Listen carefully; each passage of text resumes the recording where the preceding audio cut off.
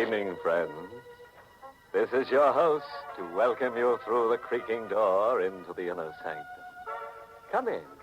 Brrr. It's getting cold. Yeah, we're all blowing on our hands. Those of us that have hands. One character who hangs his sheet in our happy little inferno got frostbite so bad we had to amputate his leer. Oh, well. At least the big freeze has brought us one blighted blessing. The stiffs around here will keep refrigerator fresh.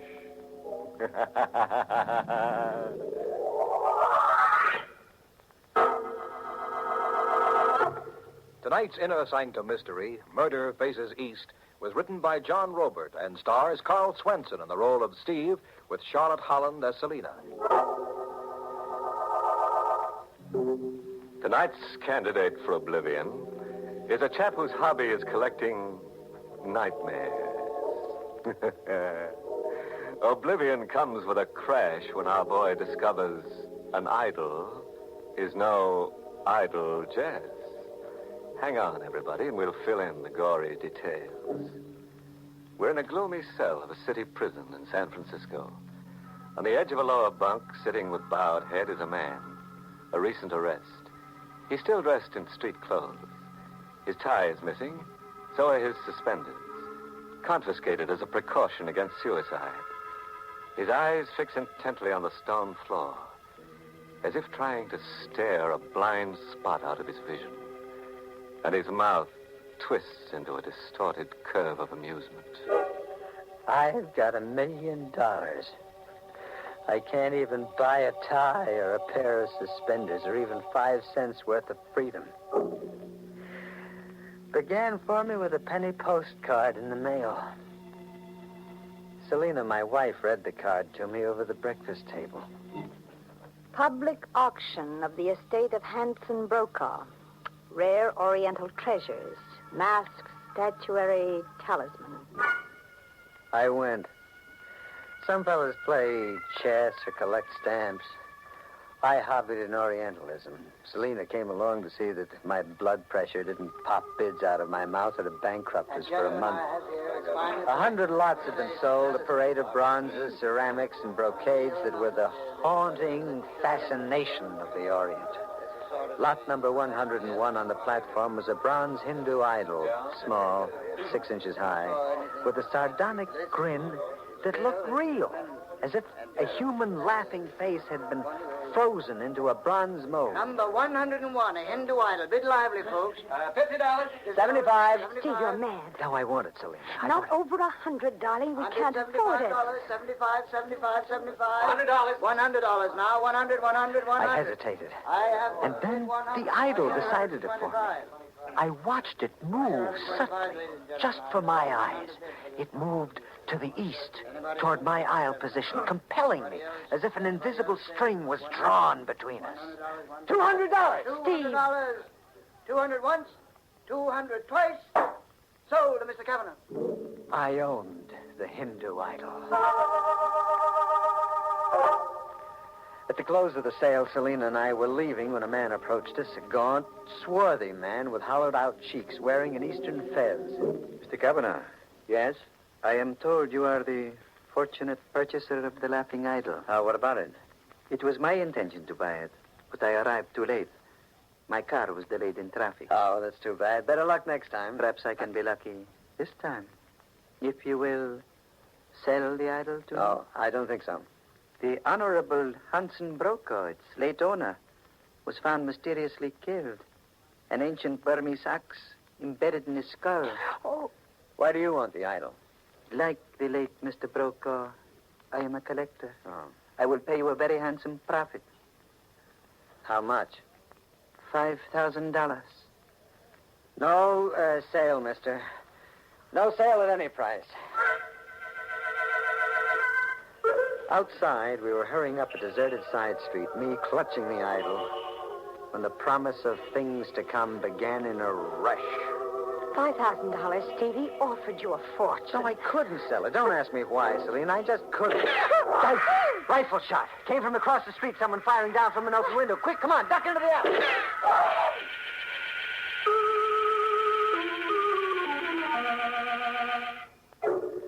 Somehow we got home alive and whole. Selena went to bed in tears. Her brother Howard, who lived with us, coaxed the story from her.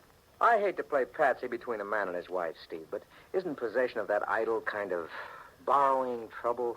We don't know that, Howard. Someone tried to kill you. There were 2 rifle shots from a window. That's all we know. We don't know that they had to do with the idol. Someone did offer you $5,000 for an idol you picked up for $200. Now, how about a little sense? Get rid of it, Steve. No. That idol was on the auction stand facing the middle aisle when the bidding began. And I was sitting on the side aisle. When I wanted to quit bidding, it moved to the east, toward me. See, I was meant to buy it. I was meant to own it. I was meant to own it. I set the idol on a strip of oriental silk in the center of my desk and sat looking at it, studying it. It sat grinning at me, as if enjoying a secret surprise it had already prepared for me. Hello? I speak with Sir Stephen Kavanaugh. You are? You were pleased to come to the mosque on Street Caracas, house number 24. What for? When you come, you will know, Sub. And please to come after dark with the idol. After dark. I was to come to a mosque in Frisco's Oriental Quarter after dark. Another man, any other man, would get on the phone to police headquarters. But I went. 24 Caracas Street. A cop's whistle out of Frisco's Chinatown. Place was empty. No furnishings, just a few scattered prayer rugs, a makeshift altar, and a bony old man wearing a fez. It was chalk white, as if he just climbed off an embalming table. The Sir Stephen Kavanaugh. In person. I am Jin Khan. Okay. Tell me why I'm here. Because you possess the laughing idol, and because it is written that Jin Khan must serve the possessor of the idol. Serve me? How? Your danger is great, Sahib. Huh? Now, see, your enemies will strike, but you will reach riches and power. The idol will show you the way, and Jin Khan will serve you. Serve me? How? Now, see, it is written that when it faces to the east, Jin Khan will talk to his ancestors and then come to you.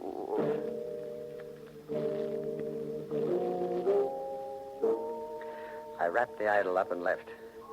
1,000 doubts were whispering in my head.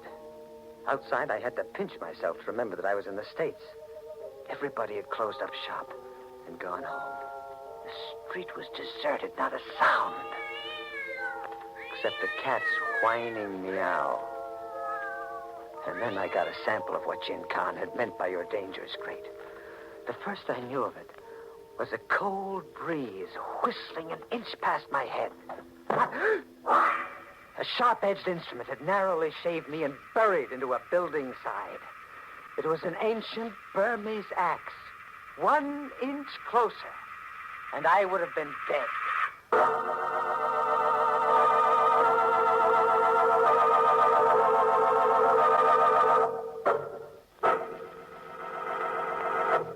Nothing like a hobby. Keeps you mentally fit to be tied.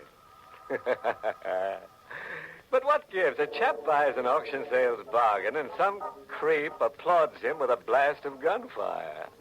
And to top it off with a hand-tooled coffin lid, a second creep chirps bravo with an axe. Looks like that Hindu idol is going to make Saab Kavanaugh permanently idle. Let's see exactly how said retirement is accomplished, shall we?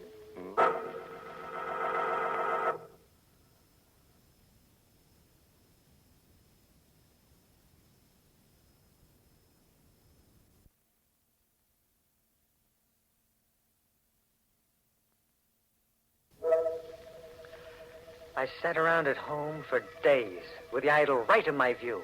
My wife, Selina, avoided me. She suspected my sanity. I was moving the Dark Ages right into the middle of my home. I watched the idol for hours, hypnotized by it. It sat grinning at me. And then I saw it move to the east. A gong I'd once picked up in an eastern bazaar and hung in the foyer of my den sounded. Sahib Kavanagh. How'd you get in here? There are informal ways, Sahib. The idol faces to the east. Yes. Right under my eyes. It moved. I have spoken to my ancestors. Now I will offer you the second of my humble services, Sahib. The second? What was the first? The axe that buried harmlessly into the wall when you left the mosque. You live, Sahib. That was my first service. And the second? What's it? It is written that the Chandra ruby will fall to you. What is the Chandra ruby? You will know, Sahib, when you seize it. On this paper, you will find your instructions. Go after dark. Goodbye, Sahib. I opened the paper. It was a message scribbled on old rice parchment. A drawing like a surveyor's map with some writing on it. It said, Mount Fiore Cemetery. The drawing was a picture of an exposed coffin. And in it was a figure dressed up like a mummy in a sarcophagus. And markers showed the exact position of the grave. And an arrow pointed to the left eye of the corpse.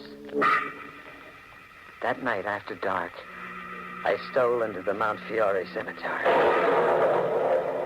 Storm was threatening. The grave had no markings, no tombstone.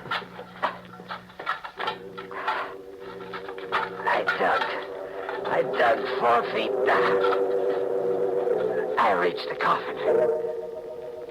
It lay exposed, with the rumbling skies giving it a ghostly glow as if someone had rubbed it with phosphorus. I wedged the edge of a pick into a side and pried it open. Exactly as drawn, it was a mummified corpse, a strip of face, what was left of it, peeked out. Just the nose, the eyes, and part of the brow. One socket was empty. And the other, the left eye, the eye marked by an arrow on the drawing, gleamed red. The lightning spear in the sky caught its radiance, and the eye seemed to burst with a ruby fire. And then flicker, then dim as the lightning passed. The Chandra ruby, Jin Khan had said. I was the owner of the Chandra ruby.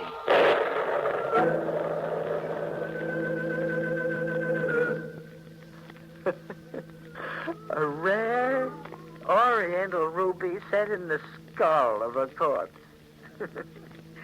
Well, I didn't swallow that. Going home, I dropped into Saperstein's jewelry store for an appraisal. Rubies, as you know, fluctuate in value. Well, yes, I know, but just give me an approximate idea. Is it worth, say, $1,000? You can safely multiply that figure by 50, sir, for an approximately fair price. $50,000?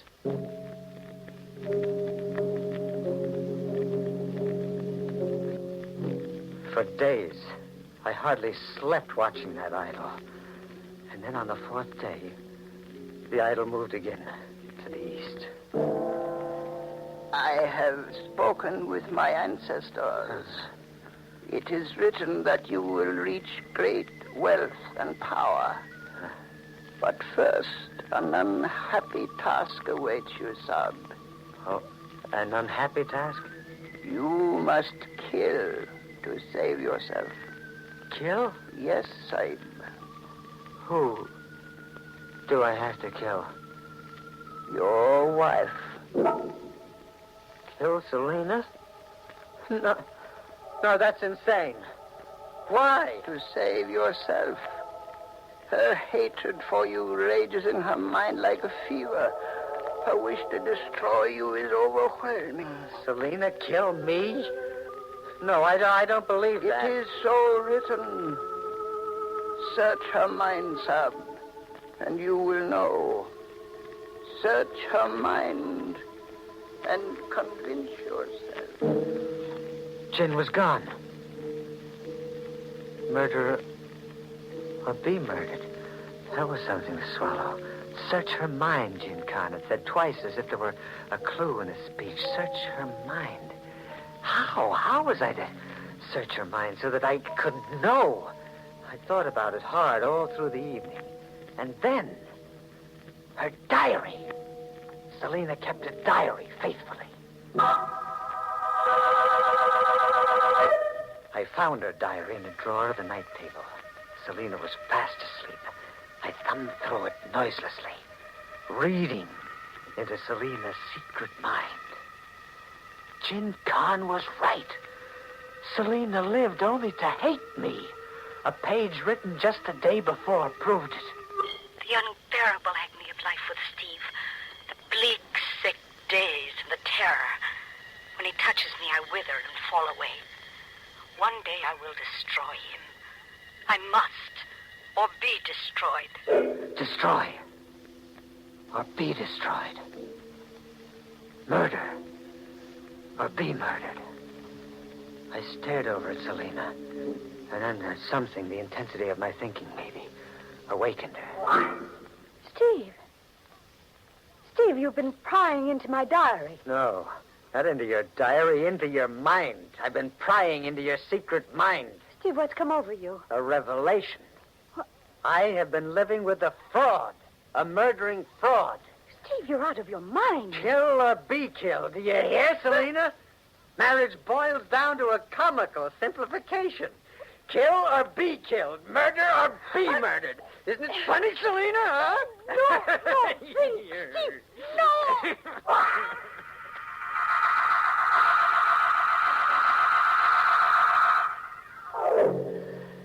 In 2 minutes, it was over. I left her curled in her last sleep, turned the key in the lock. I had thinking to do. And planning. How did a sudden widower explain his deceased wife away to a curious world? I still hadn't finished. Hadn't found the answer when Howard came to the breakfast table. Steve, if I could speak up frankly, just once. Straight in the shoulder. Go ahead. That Orientalism mania of yours is degenerating you into something unhealthy. Now, why not call it quits? Selena's edgy and depressed. She feels rejected. You push her too hard, she's capable of harming herself. Harming herself? You're hinting at suicide? Yes, Steve. I'm hinting at that. Exactly. That was my way out. Suicide. Selena just wouldn't come back from her early morning walk. They'd find her in a lake, a victim of despondency and hysteria. When night came, I'd transfer the corpse to another setting. Somebody was at my door. Yes? Western Union. Telegram for Mrs. Stephen Cavanaugh. Well, I'll take it. I'm Mr. Cavanaugh. Sign here. A telegram for Selena? I opened it. Came from New York. Firm of Englander, Fowler, and Barbanell, attorneys at law. The wording was a formal invitation to appear and collect about $1 million. This is to inform you that the will of your late uncle, Thomas DeHaven Chalmers, names you as sole beneficiary. Please communicate to us the date of your arrival in New York. A crackpot recluse that we'd often joked about. had left Selena $1 million that she didn't have the slightest use for now. Great wealth and power, Jin Khan had promised. By succession, the fortune was mine now. If I could make murder the perfect crime. When night came, I drove Selena toward Apple Lake. It was just outside of town. Selena was fully dressed, gloves, shoulder bag, right down to the last accessory. A frantic wife on a solitary walk had taken a fatal plunge. I got to the lake. I carried her carefully to the water's edge, ready to complete her suicide. I never got to carry out my plan. It won't work, Kavanaugh. You can't get away with murder. 4 other troopers besides myself are ready to blast you if you try to make a fight for it. How'd you know to follow me here? 5 minutes before you started for Apple Lake, your brother-in-law got a peek into your wife's bedroom through the porch window.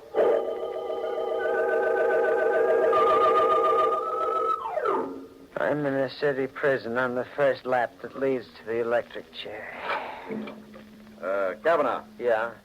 That hysterical yarn you blabbed at the prison stenographer when we brought you in. Yes. We checked every detail. Nothing checked. Okay, so I'm nuts. I had a nightmare. We stopped in at Saperstein's jewelry store, just for the sake of routine. At Saperstein's, your zany story suddenly rang true. Oh? We ran into as ingenious a plot as I've ever encountered. An ingenious plot? It was at Saperstein's that your brother-in-law, Howard, purchased the stone you called the Chandra Ruby. Howard? Mm-hmm. We got a confession out of him. Why? To capitalize on your weakness for Oriental bunkum. It was worth investing $50,000 for a genuine ruby. Worth forging entries in your wife's diary and putting you through the paces as he did. All to sell you the idea of murdering your wife. He knew an uncle had died in New York. That after Selena, the sole heiress, you came. That after you burned for the murder of your wife, he came. But Jin Khan. A hired stooge. Like the man who offered to buy the idol from you after that auction sale. Everything that happened to you was staged from a script prepared by your brother-in-law. And you played leading man, as if you were born to the role. Sucker.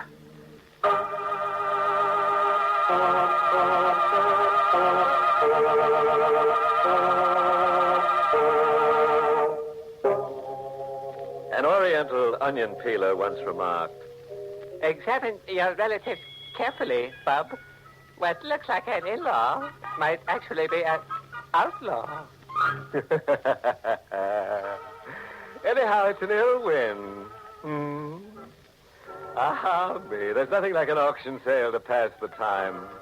Right into tomorrow. Those 3 little words, going, gone. Steve's going, Howard's going, and Selena's gone. The only thing left standing up is that unclaimed $1 million. Interested? Somebody? This is